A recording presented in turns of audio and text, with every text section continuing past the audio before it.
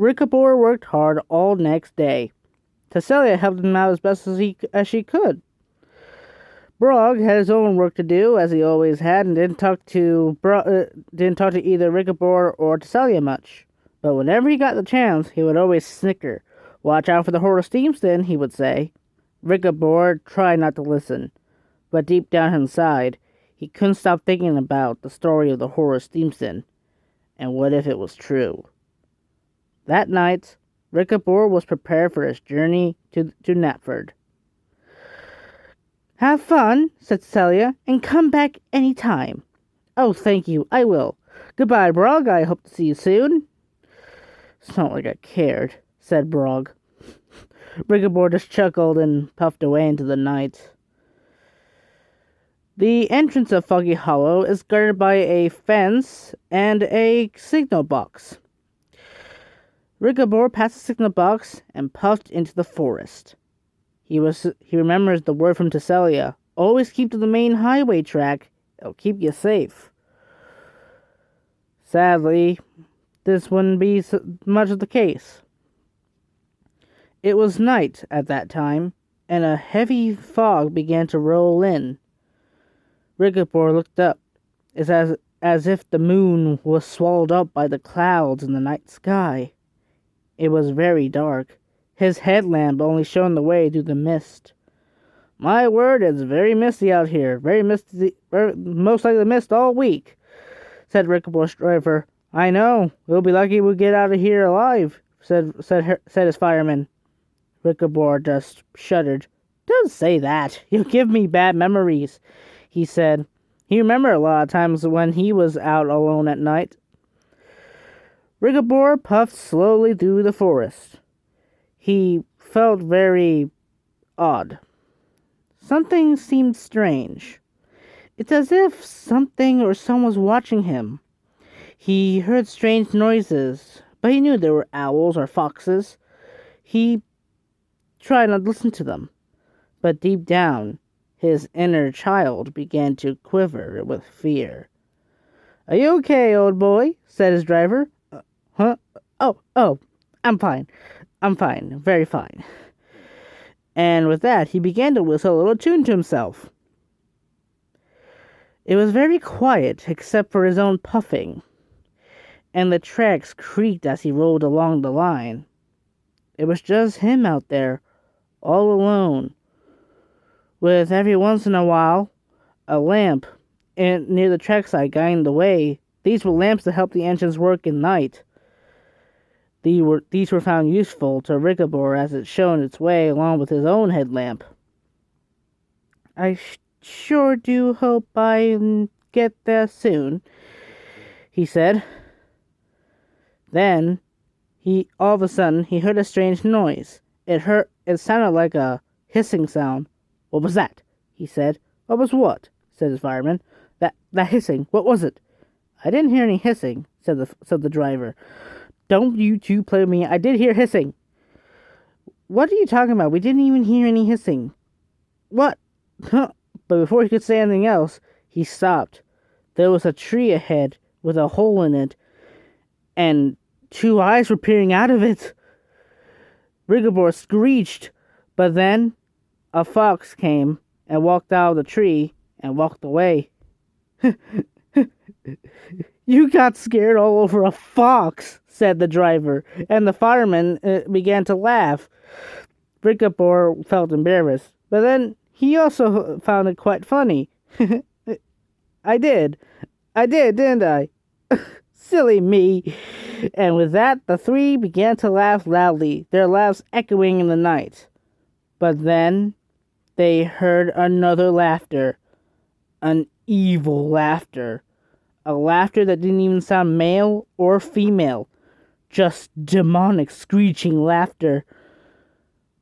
Rickabor's boiler froze in fear. Rickabor slowly turned. To his left, there was a siding that led deeper to the forest.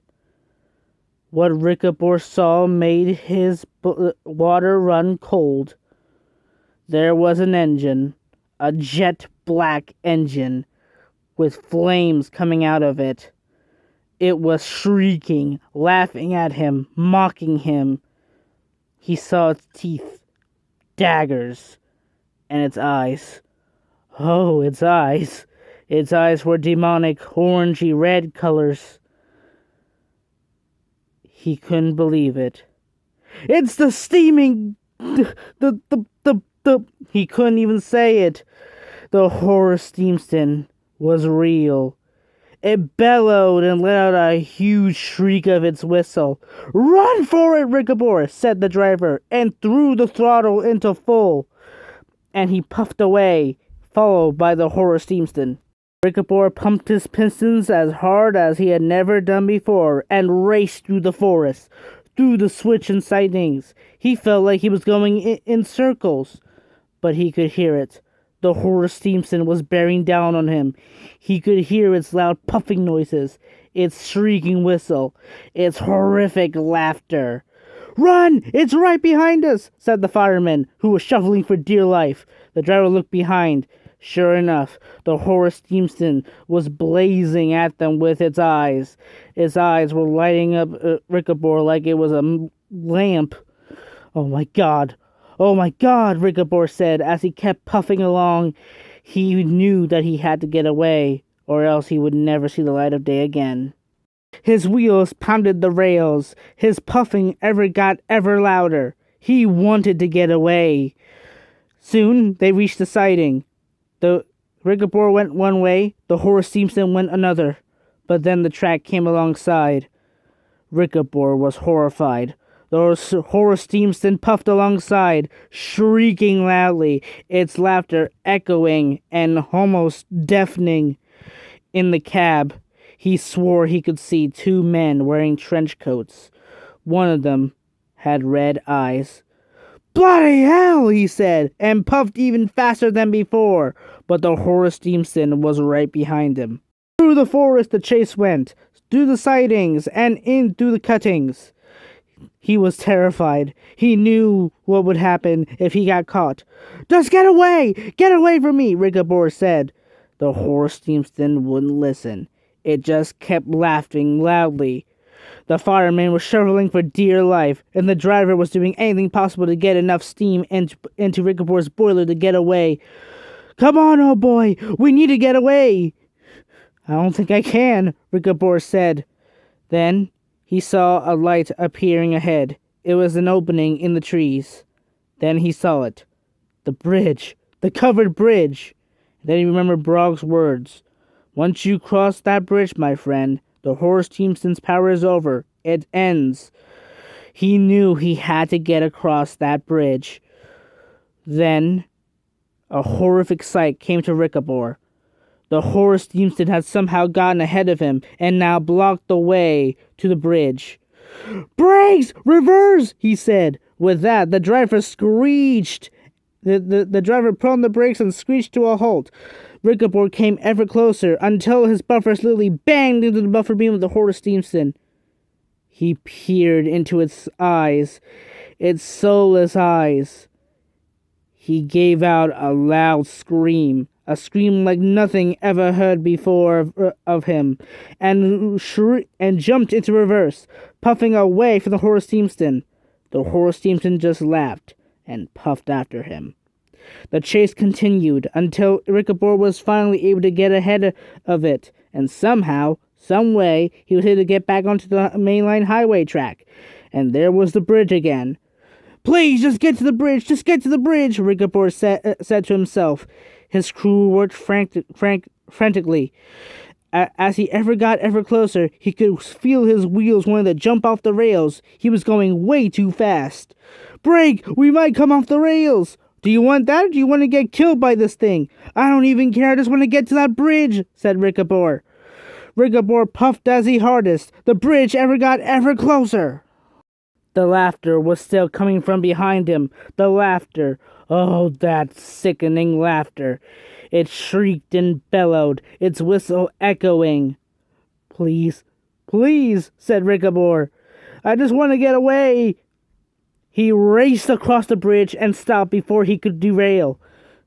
His crew looked behind him, and Rickabor saw an unthinkable sight. The horror steam then flared at him, thundering through the tracks, with a face of pure agony, pure evil. Its eyes became fiery flames. Its teeth became glowing red hot. Fire was literally coming out of its own mouth. The engine grew closer and closer. Rickabor gave out one last scream, and then silence.